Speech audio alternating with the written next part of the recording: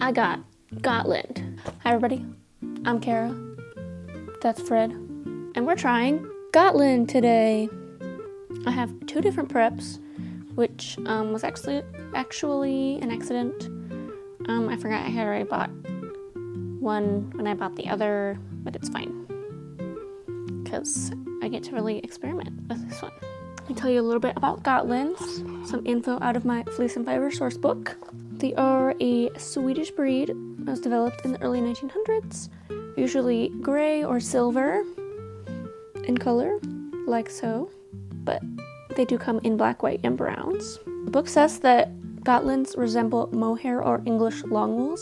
I can't speak to the English longwools, but I do see where they're getting like the mohair resemblance. The average softness of an adult Gotland sheep is going to be between 27 and 34 microns. It has a staple length of 3 to 7 inches. Lots of crimp, can even be curly according to the Fleece and Fiber source book. And the fibers can be soft enough for next to skin wear, which I find kind of surprising, considering this feels like something I would not like up here, especially on my neck or my arms. I'm sensitive to itchiness. Maybe that'll change once it's spun up. I've got 2.5 ounces of the carded and I think 1 ounce of this combed prep. I'm gonna start with the carded because this is really calling my name here. Now, the Fleece and Fiber source book also said that this is a fiber that wants to be spun thinner rather than thicker. This fiber in particular has a decently long staple length compared to some other things I've spun. But it's drafting pretty nicely. It's got a little bit of resistance, which I really kind of like. Well, I recently did a Polworth silk blend that I have no other way to describe it than it drafting really, being really creamy to draft. And I hope that makes sense. And I don't have to work really hard to get a consistent single. It's really easy to get a consistency.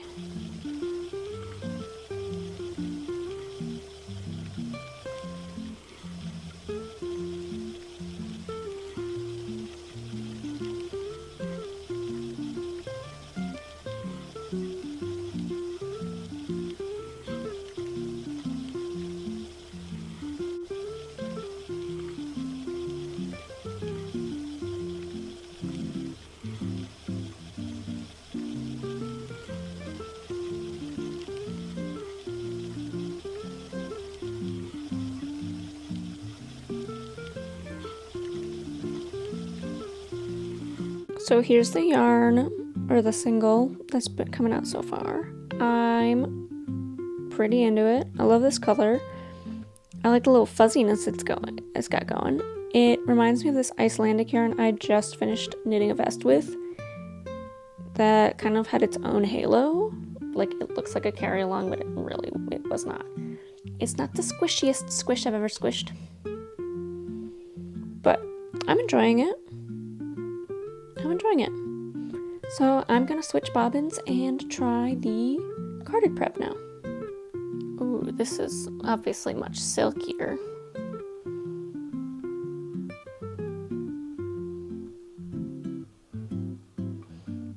Ooh, this is drafting really smooth. Oh my god. Oh my god, it's so smooth. Oh my gosh. It's drafting so smoothly that it has like zero resistance to it. It doesn't even feel like I'm drafting anything. So smooth to draft. It's like writing with a really, really good gel pen. Like that kind of smoothness. Like when you have conditioner in your hair, that's what it feels like. It feels like hair with a lot of conditioner in it, because it's rougher than like a combed merino. But God, wow. I don't know. Like, I like it, but at the same time I don't like it.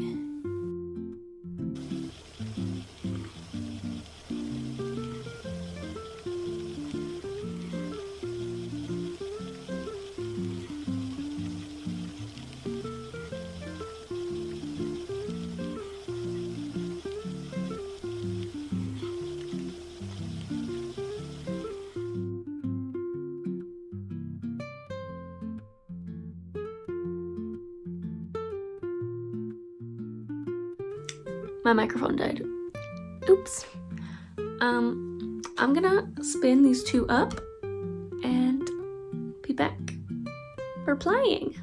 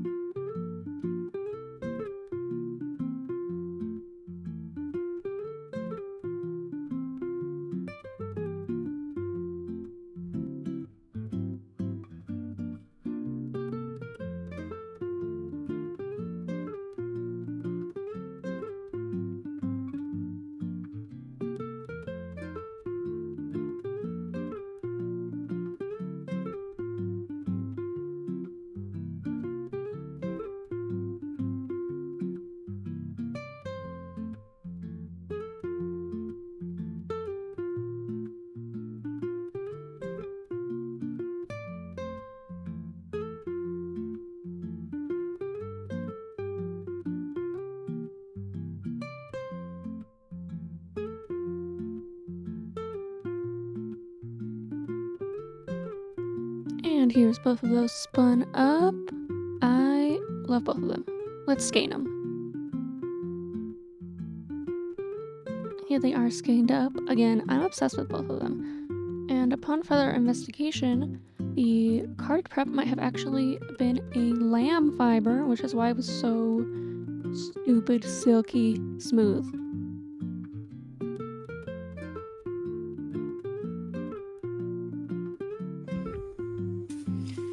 Yarn soup time.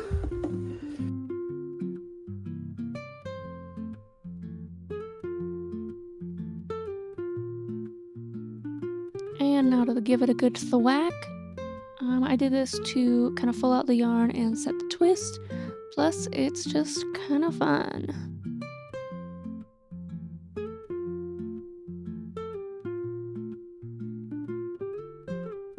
And gonna hang them up to dry, get some sunshine, feel the breeze, and we'll be back. So I ended up with about 104 yards with the carded prep and 54 of the combed prep. So I really do think that the combed prep was off of a lamb or like a really young sheep because it was so silky. It was weird at first spinning it because of how soft and silky it was. Like, it didn't even feel like I was drafting anything. It felt like I was drafting air, which was weird at first, but then it kind of grew on me. And that's not to say that I didn't enjoy spinning the carded prep either. I liked both of them. They were easy to spin. They came out really nice. They fluffed out a lot, and they are surprisingly soft. Like, I originally thought that they weren't, well, obviously this one's like super soft, but I wasn't expecting it to soften up as much as it did. But it's still like a little bit on the scratchy side, but not terrible, just like a touch of scratchiness. I don't know if I'd be able to wear it on my neck though. It's like borderline. Depending on the day, I could wear it on my neck. Yeah, I really enjoyed the Gotland. Would spin again. I would spin this again. I definitely want to see how these knit up because they have a little bit of this like halo going to them. So that'll probably make whatever I knit up look like a carry along when it's not. There is like no elasticity in this fiber though, which I don't know if I've ever knit with something like that. Eventually, I want to do like a tier list of all the different fibers that I try, all the different breeds, and I feel like this will be pretty high up there. It'll be a while before I do any kind of tier list because I've only done a handful of breeds so far. More to come, that's for sure. I should count how many breeds I have to try. I want to say I picked up like 10 different breeds at Sheep and Wool, so I'm excited to try them out. I don't know which one I'll do next. I'll have to pick. So that's Gotland. Let me know what you think about Gotland. Have you spun Gotland? Yeah, stay tuned for more of these fiber tastings. If you want to see more of these fiber tastings, make sure to like and subscribe, and maybe even comments. Comments really help recommending my video to other people who might also enjoy this type of content. Let me know what you think about spinning or Gotland or anything down below. And You can also find me on other corners of the internet. All my links are down in the description. And I will see y'all in the next video.